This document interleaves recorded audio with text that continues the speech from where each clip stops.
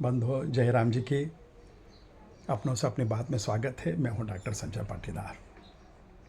Operation सिंदूर के बाद हर जगह, हर चौराहे पर, ऑफिस हो या दुकान हो, एक ही आम चर्चा का विषय है कि मोदी जी और ट्रंप की दोस्ती को क्या हो गया। मोदी जी और ट्रंप की दोस्ती जो परवान चढ़ रही थी, अचानक धीरे धीरे नीचे क्या खसक गई। जो हाउडी मोदी और अब की बार ट्रंप सरकार के नारों से कूटनीति की राजनीति में भूचाल ला देते थे, उनके बीच में दूरियां क्यों बढ़ गई।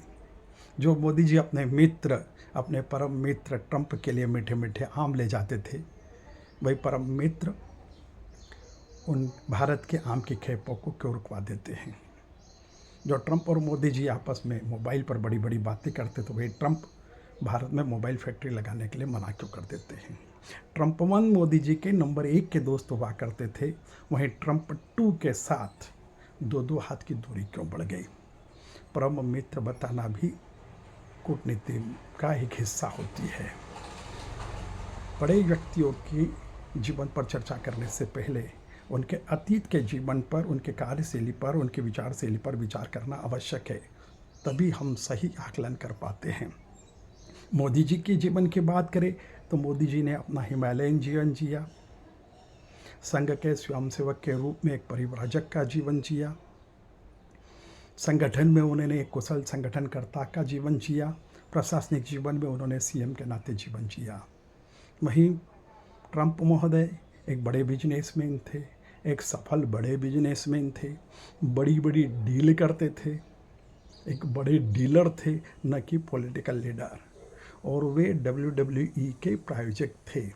WWE यानी वर्ल्ड रेसलिंग एंटरटेनमेंट, जहाँ दो रेसलर या जो दो पहलवान एक दूसरे को पटकने, पछाड़ने, रोंदने, गिराने, मारने में भी का काम करते थे।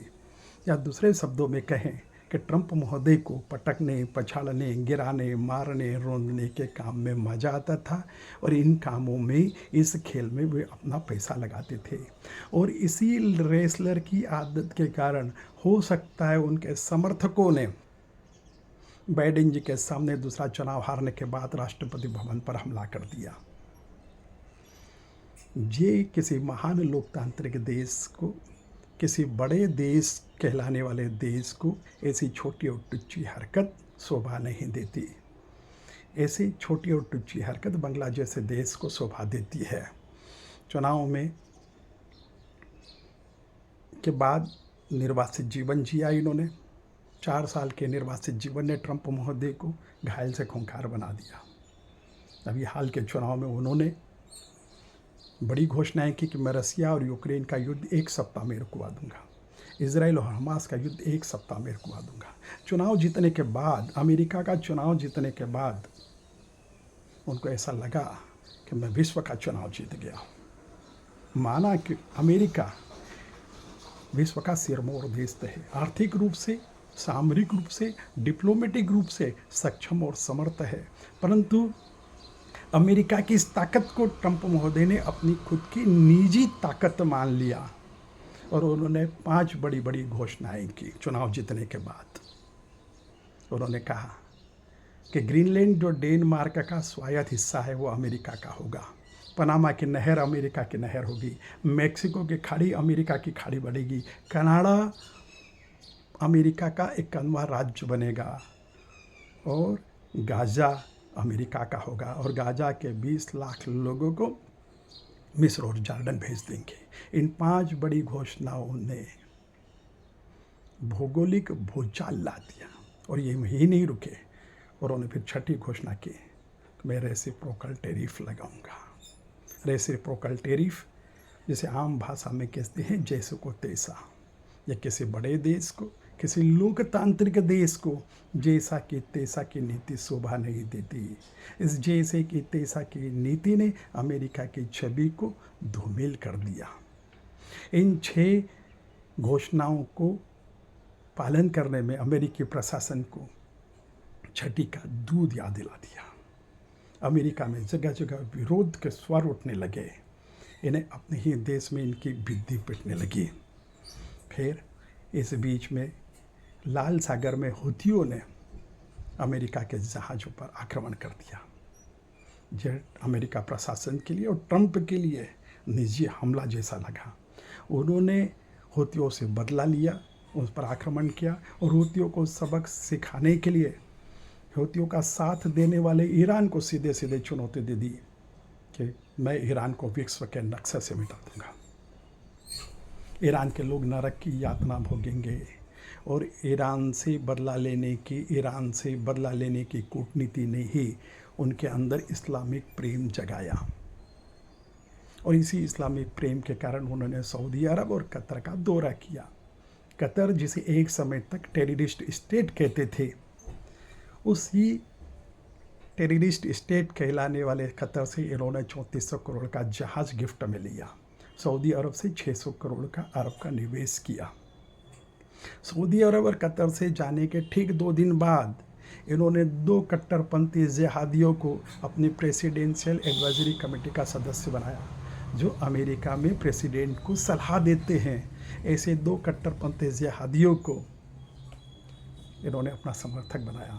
उनमें एक था लश्कर से संबंधित इस्माइल रायर, जिसने अमेरिका की जेलों में कट्टरपंथी के नाते 14 साल की सज़ा काटी है, और दूसरे थे शेख हमजा यूसुफ, जिसे 9/11 का भी दोषी माना जाता है, जो हमास से संबंधित है। ऐसे 2 कट्टरपंथियों को अपनी प्रेसिडेंशियल एडवाइजरी कमेटी का सदस्य बनाना उनके इस्लामिक प्रेम के इंतहा थी, और मात्र इसलिए किया कि उन्हें ईरान से बदला लेना था।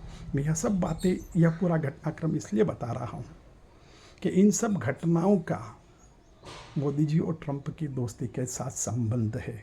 वह इसलिए संबंध है कि ट्रंप के अंदर ईरान से बदला लेने की भूख या हुक या हवस या भावना इतनी प्रबल थी कि उन्होंने इस्लामिक जगत को अपने साथ लाने का प्रयास किया, और 7 बड़ी घोषणाएं, चाहे वो गाजा हो, ग्रीनलैंड हो, कनाडा हो, मेक्सिका की खाड़ी हो, पनामा की नहर हो, रेसिप्रोकल टैरिफ हो, या ईरान से बदला लेने की बात हो, इन 7 बड़ी घोषणाओं ने पाकिस्तान का साथ देने के लिए उनकी कूटनीति को प्रेरित किया। अब ट्रंप और मोदी की असली दोस्ती की कहानी के बाद बताता हूँ कि 9 मई को IMF इंटरनेशनल मॉनेटरी फंड के माध्यम से पाकिस्तान को इसी ईरान का बदला लेने की प्रवृत्ति ने 20,000 करोड़ रुपए का लोन दिलवाया, और फिर घोषणा की, पहलवान बन गए। पहलगाम की घटना के पहलवान बनने की कोशिश की कि मैंने परमाणु युद्ध किए दोनों देशों में हो जाता, इसलिए युद्ध रुकवा दिया। और यही नहीं रुके, उन्होंने कहा कि कश्मीर का भी मुद्दा मैं सॉल्व करवा दूंगा। इन सब बातों के कारण उनके अंदर के अहंकार को भारत ने सीधे सीधे चुनौती दी। उनके अंदर के रेसलर को असफलता पसंद नहीं है। जो ट्रंप और मोदी जी के बीच में दूरियां बढ़ी, उसका मात्र कारण ये है कि ट्रंप के अंदर एक नेता भी है और एक रेसलर भी है। नेता उन्हें कूटनीति के लिए प्रेरित करता है, तो उनके अंदर का बैठा रेसलर उन्हें तत्काल प्रतिक्रिया करने के लिए, तत्काल बदला लेने के लिए, असफलता की खींच को मिटाने के लिए प्रेरित करता है। भारत ने जैसे ही कहा कि हम न्यूक्लियर ब्लैकमेलिंग नहीं सहेंगे, यह बात पाकिस्तान को गिदड़ भभकी का प्रत्युत्तर नहीं था, यह सीधी चुनौती थी अमेरिका के राष्ट्रपति ट्रंप को कि हम न्यूक्लियर ब्लैकमेलिंग नहीं सहेंगे। आपने कहा कि परमाणु युद्ध के कारण मैंने युद्ध रुकवाया, तो भारत ने उनको चुनौती दी कि हम न्यूक्लियर ब्लैकमेलिंग नहीं सहेंगे। और दूसरी बड़ी बात, सीधे सीधे चुनौती दी कि कश्मीर पर हम तीसरे देश की मध्यस्थता स्वीकार नहीं करेंगे। यह उनके अंदर के बड़े अहंकार को सीधी सीधी चोट थी, जो वो किसी भी हालत में स्वीकार नहीं करते। और जब वो अपने मित्र मस्क को, जिसने 2100 करोड़ उनके चुनाव में लगाए, जैसे ही मस्क महोदय हटे, तो उन्होंने मस्क के सुझावे नासा के चीफ के पद के लिए इसाक मेन को तत्काल हटा दिया। 250 में से 180 ट्रंप के आदेशों पर वहाँ के फेडरल कोर्ट ने स्टे दिया, तो जजों के खिलाफ बोल दिए। जिस टिम कुक को अपना मित्र बोलते थे, उनके एप्पल के मोबाइल पर 25% का टैरिफ लगा दिया। अमेरिका की एक लोकतांत्रिक परंपरा है कि राष्ट्रपति भवन में भूतपूर्व राष्ट्रपति का चित्र लगाते हैं। उस लोकतांत्रिक परंपरा को धता बताते हुए बाइडेन का चित्र हटा दिया, क्योंकि वे असफलता की खींच को, असफलता की खुन्नस को सहन नहीं कर पाते। उनके अंदर का बैठा रेसलर तत्काल प्रतिक्रिया करता है, फिर चाहे आम रुकवाना जैसी छोटी घटना हो, या फिर मोबाइल की फैक्ट्री लगाने के लिए मना करना हो, या स्टूडेंट के लिए वीज़ा करने की बात हो। और एक और बात, ट्रंप ने सीधे सीधे भारत की महत्ता को स्वीकार कर लिया।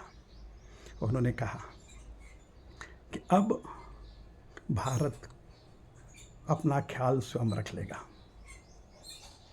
टिम कुक को उन्होंने कहा था कि भारत में मोबाइल फैक्ट्री लगाने की ज़रूरत नहीं है, क्योंकि भारत अपना ख्याल स्वयं रख लेगा।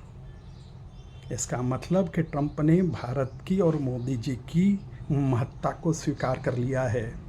उन्होंने स्वीकार कर लिया है कि भारत अब अपने पैरों पर खड़ा हो गया है। उन्होंने स्वीकार कर लिया है कि भारत अर्थव्यवस्था के मामले में जब 11 नंबर से चौथे नंबर पर आ सकता है, इसका मतलब कि भारत को अब किसी की ज़रूरत नहीं है। यह अप्रत्यक्ष रूप से, अपरोक्ष रूप से भारत की प्रशंसा थी। और फिर मागा, मेक अगेन ग्रेट अमेरिका, ये इसका मतलब ये है कि आज की तारीख में अमेरिका अब महान नहीं बचा है, उसे महान बनना है। और महान बनने के लिए उन्होंने मोदी जी का नारा चुराया। मोदी जी का नारा था इंडिया फर्स्ट, तो उन्होंने भी चुराया अमेरिका फर्स्ट। बंधु, सबसे बड़ा खेल जो अपन मानते हैं कि ट्रंप महोदय ने भारत के साथ या मोदी जी के साथ खेला, ये आधा सच है। पूरा सच तो ये है कि मोदी जी ने अमेरिका के साथ खेल नहीं खेला। ये बात इसलिए कि अमेरिका के प्रतिबंधों के बावजूद हमने रसिया से कच्चा तेल खरीदा। सभी देशों ने प्रतिबंध लगा दिया था, पर भारत ने अमेरिका के प्रतिबंधों को धता बताते हुए, नज़रअंदाज करते हुए, उनकी बात नहीं सुनते हुए हमने अमेरिका से पूरे युद्ध काल में कच्चा तेल खरीदा। और यही नहीं, इतना ही नहीं, मोदी जी यहीं नहीं रुके, उन्होंने रसिया से AS-400 एयर डिफेंस खरीदा। ये AS-400 एयर डिफेंस वही है जिसने पहलगाम की घटना के बाद अमेरिका के मिसाइल और ड्रोन तो क्या, चिड़िया को भी भारत में प्रवेश नहीं करने दिया। और ट्रंप महोदय के अंदर तीसरी खींच थी कि ग्लोबल लीडरशिप में मोदी जी कई सालों से नंबर 1 बने हुए हैं। उनको ऐसा लगता था कि इतने बड़े देश का, इतने सक्षम और समर्थ देश का राष्ट्रपति मैं हूँ, मुझे नंबर 1 का ग्लोबल लीडर होना चाहिए। उनके अंदर के अहंकार को यह सीधे सीधे चुनौती थी। और फिर भारत अर्थव्यवस्था में हमेशा तेज गति से बढ़ता जा रहा है, यह भी उनको कहीं ना कहीं अस्वीकार था, क्योंकि अमेरिका हमेशा ऐसे देश का समर्थक चाहता है जो पीछे लंगू हो। ये कहीं न कहीं ये सब सारा घटनाक्रम मोदी जी और ट्रंप को लेकर के, उनके मित्रता को लेकर के था। फिर एक बात, जैसे हमारे यहाँ आम कहावत में, आम बातों में कहते हैं कि जैसे गधे को गाजर ललचाती है, नेता को 10 लोगों की भीड़ ललचाती है, भक्तों को भागवत कथा ललचाती है, वैसे ही व्यापारी को व्यापार ललचाता है। व्यापारी अपना व्यापार करने के लिए अपने मूल निवास से दूर कहीं गांव खेड़े में किसी बड़े शहर में जाकर के व्यापार करता है। ट्रंप महोदय के अंदर एक व्यापारी बैठा है।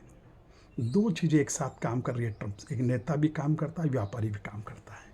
तो वो व्यापारी, वो बिजनेसमैन भारत के बड़े मार्केट को बहुत लंबे समय तक नज़रअंदाज नहीं कर सकता। आज नहीं तो कल ट्रंप के साथ मोदी जी के वापस दोस्ती हो गई, क्योंकि कहीं न कहीं कूटनीति यह कहती है कि मार्केट को छोड़ा नहीं जा सकता, और ट्रंप कार्ड भारत के पक्ष में चलेगा, यह हमें विश्वास है। बहुत बहुत धन्यवाद, बहुत बहुत आभार।